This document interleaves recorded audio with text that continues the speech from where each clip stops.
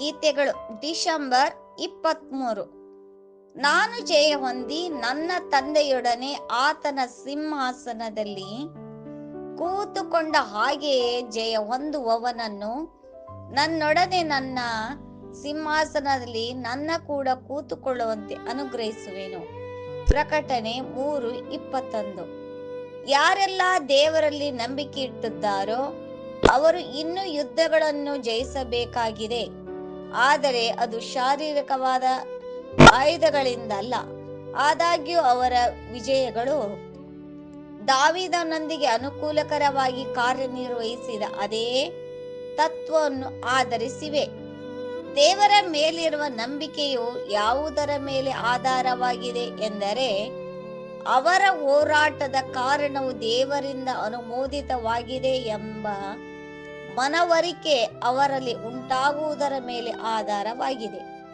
ಅವರ ನಂಬಿಕೆಗೆ ಸೂಕ್ತವಾದ ಧೈರ್ಯ ಎಂದರೆ ದಾವೀದನ ವಿಚಾರದಲ್ಲಿ ನಡೆದಂತ ಕೆಲವು ವೈರಿಗಳ ಮೇಲಿನ ಹಿಂದಿನ ಜಯವು ಕ್ರಮೇಣವಾಗಿ ನಂಬಿಕೆಯಲ್ಲಿ ಬೆಳೆಯಲು ಕಾರಣವಾಯಿತು. ಈ ವಿಚಾರವು ಮುಂದೆ ನಾವು ಎದುರಿಸಬಹುದಾದ ಅತ್ಯಂತ ಭಯಾನಕ ದೈತ್ಯರೊಂದಿಗೆ ಹೋರಾಡಲು ಧೈರ್ಯ ಮತ್ತು ಶಕ್ತಿಯನ್ನು ನೀಡಲು ಸಹಾಯ ಮಾಡುತ್ತದೆ. ರೀಪ್ರಿಂಟ್ 5662. ನಮಸ್ಕಾರ. ಇವತ್ತಿನ ನಮ್ಮ ಈ ಆಳವಾದ ನೋಟಕ್ಕೆ ಸ್ವಾಗತ. ಒಂದು ಯೋಚನೆ, ನಮ್ಮ ದೈನಂದಿನ ಸಣ್ಣಪುಟ್ಟ ಕಿರಿಕಿರಿಗಳಿಗೂ ಆ ಒಂದು ದೈವಿಕ ಸಿಂಹಾಸನಕ್ಕೂ ಏನಾದ್ರೂ ಸಂಬಂಧ ಇರಬಹುದಾ? ಕೇಳಲಿಕ್ಕೆ ಸ್ವಲ್ಪ ವಿಚಿತ್ರ ಅನಿಸಬಹುದು, ಹೌದು. ಆದ್ರೆ ಇವತ್ ನಾವು ಚರ್ಚಿಸೋ ರೆವಲ್ಯೂಷನ್ 3:21 ಆಧರಿಸಿದ ಒಂದು ಬರಹ ಇದೆಯಲ್ಲ, ಅದು ಈ ಪ್ರಶ್ನೆಗೆ ಒಂದು ಆಶ್ಚರ್ಯಕರ ಉತ್ತರ ಕೊಡುತ್ತೆ. ಜಯ ಗಳಿಸಿದವನಿಗೆ ನಾನು ನನ್ನೊಂದಿಗೆ ನನ್ನ ಸಿಂಹಾಸನದ ಮೇಲೆ ಕುಳಿತುಕೊಳ್ಳಲು ಅನುಮತಿಸುತ್ತೇನೆ ಅಂತ ಹೇಳುತ್ತೆ. ಅದು ಒಂದು ದೊಡ್ಡ ಭರವಸೆ. ಆದ್ರೆ ಆ ಜಯ ಗಳಿಸೋದು ಅಂದ್ರೆ ಏನು? ಅದೇ ಮುಖ್ಯ ಪ್ರಶ್ನೆ. ಹೌದು, ಅದೇ ಪಾಯಿಂಟ್. ಹೌದು, ಯಾಕಂದ್ರೆ ಆ ಜಯ ಅನ್ನೋ ಪದದ ಹಿಂದೆ ದೊಡ್ಡ ಅರ್ಥ ಅಡಗಿದೆ.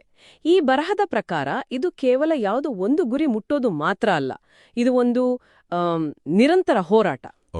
ಆದ್ರೆ ಇಲ್ಲಿ ಕುತೂಹಲಕಾರಿ ವಿಷಯ ಏನು ಅಂದ್ರೆ, ಈ ಹೋರಾಟಕ್ಕೆ ನಾವು ಬಳಸುವ ಆಯುಧಗಳು ಅವು ಲೌಕಿಕವಾದವಲ್ಲ. ಲೌಕಿಕವಾದವಲ್ಲ ಅಂದ್ರೆ? ಅದನ್ನ ಸ್ವಲ್ಪ ವಿವರಿಸಬಹುದಾ? ಇದು ತುಂಬಾ ಇಂಟ್ರೆಸ್ಟಿಂಗ್ ಅನಿಸ್ತಾ ಇದೆ. ಅಂದ್ರೆ ಇದು ಹಣ, ಅಧಿಕಾರ ಅಥವಾ ದೈಹಿಕ ಬಲದಿಂದ ಗೆಲ್ಲುವ ಯುದ್ಧ ಅಲ್ಲ. ಇದರ ನಿಯಮಗಳೇ ಬೇರೆ. ಈ ಆಧ್ಯಾತ್ಮಿಕ ಯುದ್ಧದಲ್ಲಿ ನಮ್ಮ ಆಯುಧಗಳು ಯಾವುವು? ಈ ಬರಹ ಏನ್ ಹೇಳುತ್ತದ್ರ ಬಗ್ಗೆ? ಈ ಬರಹ 2 ಮುಖ್ಯ ಅಡಿಪಾಯಗಳ ಬಗ್ಗೆ ಹೇಳುತ್ತೆ. ಮೊದಲನೆಯದು ದೇವರ ಮೇಲೆ ಅಚಲವಾದ ನಂಬಿಕೆ. ಎರಡನೆಯದು, ಮತ್ತು ಬಹುಶಃ ಅಷ್ಟೇ ಮುಖ್ಯವಾದದ್ದು, ನಾವು ಹೋರಾಡ್ತಾ ಇರೋ ಉದ್ದೇಶ ಇದೆಯಲ್ಲ, ಅದು ದೇವರಿಂದ ಅನುಮೋದಿಸಲ್ಪಟ್ಟಿದೆ ಅನ್ನೋ ಒಂದು ಸ್ಪಷ್ಟವಾದ ಅರಿವು. ಒಂದು ನಿಮಿಷ, ದೇವರಿಂದ ಅನುಮೋದಿಸಲ್ಪಟ್ಟಿದೆ ಅಂತ ಅದು ಹೇಗ್ ತಿಳಿಯೋದು? ಅದು ಕೇವಲ ಒಂದು ಬಲವಾದ ಫೀಲಿಂಗಾ ಅಥವಾ ಅದಕ್ಕೆ ಬೇರೆ ಏನಾದ್ರೂ ಆಧಾರ ಇದೆಯಾ? ತುಂಬಾ ಒಳ್ಳೆ ಪ್ರಶ್ನೆ.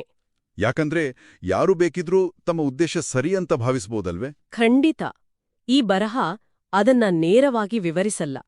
ಆದ್ರೆ ದಾವೀದನ ಉದಾಹರಣೆ ಮೂಲಕ ಒಂದು ಸೂಚನೆ ಕೊಡುತ್ತೆ. ದಾವೀದ ಗೋಲಿಯಾತನ ವಿರುದ್ಧ ನಿಂತಾಗ ಅದು ಅವನ ವೈಯಕ್ತಿಕ ಅಹಂಕಾರದ ಯುದ್ಧ ಆಗಿರ್ಲಿಲ್ಲ. ಸರಿ. ಅವನು ಇಡೀ ಇಸ್ರೇಲ್ ಜನರ ಪರವಾಗಿ, ಅವರ ನಂಬಿಕೆಯ ಪರವಾಗಿ ನಿಂತಿದ್ದ. ಅಂದ್ರೆ ನಮ್ಮ ಹೋರಾಟ ಕೇವಲ ನಮ್ಗಾಗಿ ಅಲ್ದೆ ಒಂದು ದೊಡ್ಡ ಉದ್ದೇಶಕ್ಕಾಗಿ ಇದ್ದಾಗ ಆ ಅನುಮೋದನೆಯ ಭಾವನೆ ಬರುತ್ತೆ. ಅರ್ಥವಾಯಿತು. ಈ ಬರಹದಲ್ಲಿ ದಾವೀದನ ಕಥೆಯನ್ನ ಹೇಗೆ ಬಳಸಲಾಗಿದೆ, ನಂಬಿಕೆ ಕ್ರಮೇಣವಾಗಿ ಬೆಳೆಯುತ್ತೆ ಅನ್ನೋ ಪಾಯಿಂಟ್ ಇದೆಯಲ್ಲ, ಅದಕ್ಕೆ ಇದು ಹೇಗೆ ಸಂಬಂಧಿಸುತ್ತೆ? ಇದೇ ಈ ಬರಹದ ಅತ್ಯಂತ ಪ್ರಮುಖ ಭಾಗ ಅಂತ ಹೇಳ್ಬೋದು. ನಮ್ಗೆಲ್ಲ ದಾವೀದ ಗೋಲಿಯಾಥನ ಕಥೆ ಗೊತ್ತು, ಆದ್ರೆ ಅಷ್ಟು ದೊಡ್ಡ ದೈತ್ಯನನ್ನು ಎದುರಿಸೋ ಧೈರ್ಯ ಅವನಿಗೆಲ್ಲಿಂದ ಬಂತು? ಹೌದು, ಅವನು ಸೈನಿಕನೂ ಆಗಿರ್ಲಿಲ್ಲ. ಖಂಡಿತ.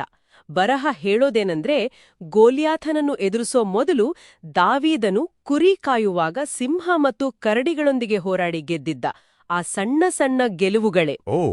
ಹೌದು, ಆ ಗೆಲುವುಗಳೇ ಅವನಲ್ಲಿ ಆತ್ಮವಿಶ್ವಾಸ ಮತ್ತು ಆ ನಂಬಿಕೆಯನ್ನು ಹಂತ ಹಂತವಾಗಿ ಬೆಳೆಸಿದ್ದು. ಹಾಗಾದ್ರೆ ನಮ್ಮ ದೈನಂದಿನ ಜೀವನದಲ್ಲಿ ಎದುರಾಗೋ ಸಣ್ಣಪುಟ್ಟ ಸವಾಲುಗಳನ್ನ ನಾವು ಕೇವಲ ಕಿರಿಕಿರಿ ಅಂತ ನೋಡಬಾರದು. ಈ ಬರಹದ ಪ್ರಕಾರ ಪ್ರತಿಯೊಂದು ಸಣ್ಣ ಗೆಲುವು ಮುಂದೆ ಬರೋ ದೊಡ್ಡ ಗೋಲಿಯಾತನನ್ನು ಎದುರಿಸಲು ನಾವು ಮಾಡುವ ಒಂದು ತಾಲೀಮು ಇದ್ದಾಗೆ. ನಿಜ, ನಮ್ಮ ಧೈರ್ಯವನ್ನು ಬೆಳೆಸುವ ಮೆಟ್ಟಿಲುಗಳಿದ್ದಂತೆ. ಅಂದ್ಹಾಗೆ ಈ ಮಾತುಗಳನ್ನು ಮೂಲತಃ ಲವೋದೈಕೀಯದ ಸಭೆಗೆ ಹೇಳಲಾಗಿತ್ತು. ಅವರು ಆಧ್ಯಾತ್ಮಿಕವಾಗಿ ಸ್ವಲ್ಪ, ಹೇಗೆ ಹೇಳೋದು, ಬೆಚ್ಚಗಾಗಿದ್ರು. ಅಂದ್ರೆ ಉದಾಸೀನ ಮನಸ್ಥಿತಿ. ಹೌದು, ಅಷ್ಟೇನು ಆಸಕ್ತಿಯಿಲ್ಲದ ಉದಾಸೀನ ಸ್ಥಿತಿಯಲ್ಲಿದ್ರು. ಸೊ ಅವರಿಗೆ ಈ ಸಣ್ಣ ಗೆಲುವುಗಳ ತತ್ವ ಹೆಚ್ಚು ಪ್ರಸ್ತುತವಾಗಿತ್ತು. ಆದರೆ ಎಲ್ಲರ ಜೀವನದಲ್ಲೂ ಸಿಂಹ ಅಥವಾ ಕರಡಿಯಂಥ ಸ್ಪಷ್ಟವಾದ ಸಣ್ಣ ಗೆಲುವುಗಳು ಇರಲ್ಲವಲ್ಲ. ಕೆಲವರ ಹೋರಾಟಗಳು ಹೆಚ್ಚು ಆಂತರಿಕವಾಗಿರುತ್ತೆ. ಅಂದ್ರೆ ಭಯ, ಆತಂಕ ಅಥವಾ ಕೆಟ್ಟ ಅಭ್ಯಾಸಗಳ ವಿರುದ್ಧ. ಅತ್ಯುತ್ತಮ ಪಾಯಿಂಟ್. ಅಂಥ ಸಂದರ್ಭಗಳಲ್ಲಿ ಈ ತತ್ವ ಹೇಗೆ ಅನ್ವಯಿಸುತ್ತೆ? ಆಂತರಿಕ ಹೋರಾಟಗಳಲ್ಲೂ ಇದು ಅಷ್ಟೇ ಸತ್ಯ. ಉದಾಹರಣೆಗೆ, ಒಂದು ದಿನ ಸೋಮಾರಿತನವನ್ನ ಗೆದ್ದು ವ್ಯಾಯಾಮ ಮಾಡೋದು, ಅದೊಂದು ಸಣ್ಣ ಗೆಲುವು. ಕೋಪವನ್ನು ನಿಯಂತ್ರಿಸುವುದು ಇನ್ನೊಂದು. ಈ ಪ್ರತಿಯೊಂದು ಸಣ್ಣ ಜಯವು ನಮ್ಮ ಮನಸ್ಸಿನ ಸ್ನಾಯುಗಳನ್ನ ಬಲಪಡಿಸುತ್ತೆ. ಇದು ಹೊರಗಿನ ಶತ್ರುಗಳಿಗಿಂತ ಹೆಚ್ಚು ಕಷ್ಟಕರ ಇರಬಹುದು, ಆದರೆ ಬಹುಮಾನವೂ ಅಷ್ಟೇ ದೊಡ್ಡದು. ಹಾಗಾದ್ರೆ ದಾವೀದ ಸಿಂಹ ಕರಡಿಗಳನ್ನ ಸೋಲಿಸಿದ್ದು ಸಿಂಹಾಸನಕ್ಕೆ ದಾರಿ ಮಾಡಿದ ಹಾಗೆ, ನಮ್ಮ ಈ ಸಣ್ಣ ಗೆಲುವುಗಳು ಕೇವಲ ಆತ್ಮವಿಶ್ವಾಸಕ್ಕಾಗಿ ಅಲ್ಲ, ಬದಲಿಗೆ ಆ ಅಂತಿಮವಾದ ದೊಡ್ಡ ಬಹುಮಾನಕ್ಕೆ, ಅಂದ್ರೆ ದೇವರ ಸಿಂಹಾಸನದ ಮೇಲೆ ಕುಳಿತುಕೊಳ್ಳಲು ನಮ್ಮನ್ನ ಅರ್ಹರನ್ನಾಗಿಸ್ತವೆ ಅಂತನಾ? ನಿಖರವಾಗಿಯೂ, ಪ್ರತಿಯೊಂದು ಸಣ್ಣ ಅನುಮೋದಿತ ಜಯವೂ ನಮ್ಮನ್ನು ಆ ಅಂತಿಮ ಸ್ಥಾನಕ್ಕೆ ಹತ್ತಿರ ತರುತ್ತೆ. ಇದು ಕೇವಲ ಹೋರಾಟದ ಕಥೆಯಲ್ಲ, ಇದೊಂದು ಅರ್ಹತೆ ಗಳಿಸುವ ಪಯಣದ ಕಥೆ. ಸೊ ಇದೆಲ್ಲದರ ಒಟ್ಟು ಸಾರಾಂಶ ಅಂದ್ರೆ, ದೊಡ್ಡ ಆಧ್ಯಾತ್ಮಿಕ ವಿಜಯಗಳು ರಾತ್ರೋರಾತ್ರಿ ಸಂಭವಿಸುವುದಿಲ್ಲ. ಇಲ್ಲ, ಖಂಡಿತ ಇಲ್ಲ. ಅವು ದೈನಂದಿನ ಸಣ್ಣಪುಟ್ಟ ಉದ್ದೇಶಪೂರ್ವಕ ಗೆಲುವುಗಳ ಮೇಲೆ ನಿಧಾನವಾಗಿ ನಿರ್ಮಾಣವಾಗುತ್ತವೆ.